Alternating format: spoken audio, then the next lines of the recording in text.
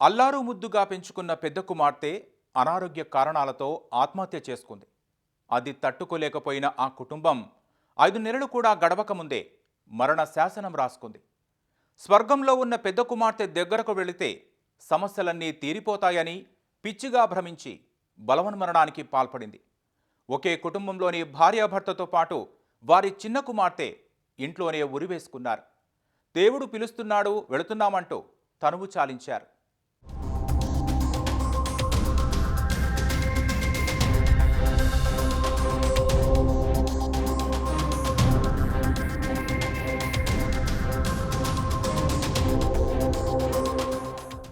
హైదరాబాద్లోని రామ్నగర్లో ఉండే శ్రీనివాస్ ఎల్ఐసిలో సెక్యూరిటీ గార్డుగా పనిచేసేవారు. భార్య విజయలక్ష్మి, 2 కుమార్తెలు 17 ఏళ్ల కావ్య, 15 ఏళ్ల శ్రావ్య ఉన్నారు. పేద కుటుంబం కావడంతో ఆర్థిక ఇబ్బందులున్నా 2 బిడ్డల్నే ఆస్తులుగా భావించి సంసారాన్ని నెట్టుకొస్తున్నారు. పెద్ద కుమార్తె కావ్య అనారోగ్య సమస్యతో బాధపడుతూ 5 నెలల క్రితం ఉన్నట్టుండి ఓ రోజు ఆత్మహత్య చేసుకుంది. దాంతో కుటుంబమంతా డిప్రెషన్లోకి వెళ్లిపోయింది. కన్నబిడ్డ మరణంతో తల్లిదండ్రులు, తోబుట్టువు లేదని తెలిసి శ్రావ్య తీవ్ర వేదనకు గురయ్యారు. ఆమె జ్ఞాపకాలను మరిచిపోలేక కుటుంబమంతా రామ్నగర్ నుంచి బాగంబర్పేటకి మకాం మార్చారు. అక్టోబర్ 3న రామకృష్ణానగర్లోని ఓ ఇంట్లో అద్దెకు దిగారు.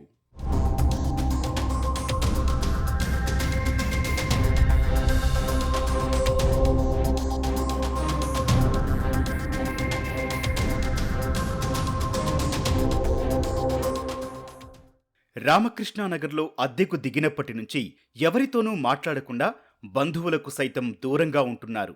కొత్తగా అద్దెకు వచ్చినందున సరిగా మాట్లాడటం లేదేమో, మెల్లగా మాట్లాడుతారలే అని పక్కవాళ్లు అనుకున్నారు. కాని కుటుంబమంతా తీవ్ర మనస్తాపానికి గురైన సంగతిని ఎవరూ గ్రహించలేదు. కాని తమను దేవుడు పిలుస్తున్నాడు, వెళ్తామంటూ తరచూ శ్రీనివాస్ కుటుంబ సభ్యులు పదే పదే అంటూ ఉండేవారని చుట్టుపక్కల వాళ్లు చెబుతున్నారు. అయితే తమ తమ్ముడి కుటుంబానికి ఎన్నిసార్లు ఫోన్ చేసినా స్పందన లేదని, ఏం జరిగిందో అంటూ కంగారు పడుతూ శ్రీనివాస్ అక్క సువర్ణ ఈ నెల 22వ తేదీ సాయంత్రం రామకృష్ణానగర్ వెళ్లారు. సువర్ణ తన తమ్ముడుండే ఇంటి తలుపులు తట్టగా ఎంతసేపటికి ఎవ్వరూ తీయలేదు. పైగా ఇంట్లో నుంచి దుర్వాసన వస్తుండడంతో అనుమానం వచ్చి స్థానికుల సాయంతో పోలీసులకు సమాచారమిచ్చారు.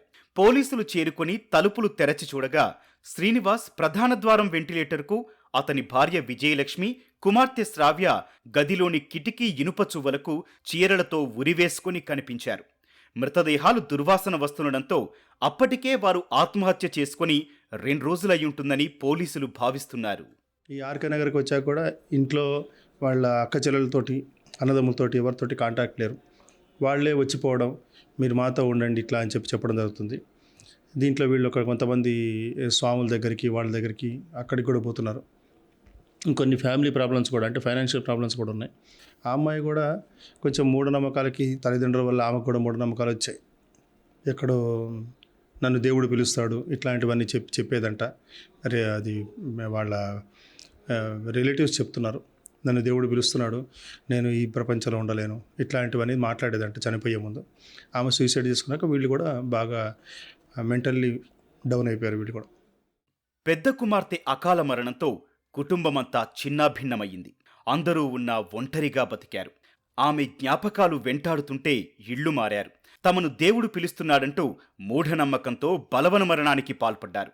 దేవుడు పిలుస్తున్నాడు, స్వర్గంలో ఉన్న కుమార్తె దగ్గరికి వెళ్తామనుకుంటూ మూఢనమ్మకాలతో సరిగ్గా ఈ నెల 20న, అంటే అమావాస్య రోజున రాత్రి ఈ దారుణానికి పాల్పడినట్టు పోలీసులు అనుమానిస్తున్నారు. ఇలాంటి పిచ్చి నమ్మకాలు ఉన్నవారంతా అమావాస్యను ప్రత్యేక దినంగా పరిగణిస్తారని చెబుతున్నారు. అయితే తీవ్ర ఒత్తిడికి, మనస్తాపానికి గురైన శ్రీనివాస్ కుటుంబానికి అయినవారు ఎవరైనా ధైర్యం చెబితే వారు మామూలు స్థితికొచ్చేవారేమో. కానీ ఎవరితోనూ సంబంధం లేకుండా ఆ కుటుంబమే స్వీయ నిర్బంధంలోకి వెళ్లిపోయింది. స్వర్గంలో ఉన్న కుమార్తె దగ్గరకు వెళితే సమస్యలన్నీ తీరిపోతాయని భావించింది. కానీ ఉన్న చిన్న కుమార్తెనైనా బాగా చూసుకుంటూ బతుకుదామని ఆలోచన చెయ్యలేదు. వాళ్ళు యాక్చువల్గా అయితే ఫస్ట్ నుంచి కూడా ఎవరితోటి కూడా కలవకపోతుండే. వాళ్ళు సైలెంట్ ఉంటుండే, మనకు తెలియదు. ఇప్పుడు వాళ్ళ సిస్టర్ చనిపోయిన వాళ్ళ సిస్టర్ వచ్చి చెప్పడం ఏంటంటే 3 months బ్యాకే వాళ్ళ పెద్ద కూతురు సూసైడ్ చేసుకొని చనిపోయినారు. ఆ డిప్రెషన్లోనే ఉండి వాళ్ళు మేము కూడా చనిపోతాం, మేము అందరం చనిపోతాం, అది ఇది అనుకుంటా చెప్పి వాళ్ళు తెలియకుండా వచ్చి ఇక్కడ ఉన్నారంట. అంటే ఇక్కడ ఉంటున్నాం అనేది కూడా వాళ్ళకి ఇన్ఫర్మేషన్ ఇవ్వకపోతుండే. ఫోన్ చేస్తే ఫోన్లోనే కాంటాక్ట్లో ఉన్నారంట. నాకు తెలిసింది ఇది. ఇటు ఎవరితోటి మాట్లాడకపోతుండే, వాళ్ళ పని ఏందో వాళ్ళు వెళ్ళిపోతుండే. ఘటనపై కేసు నమోదు చేసిన పోలీసులు దర్యాప్తు చేస్తున్నారు.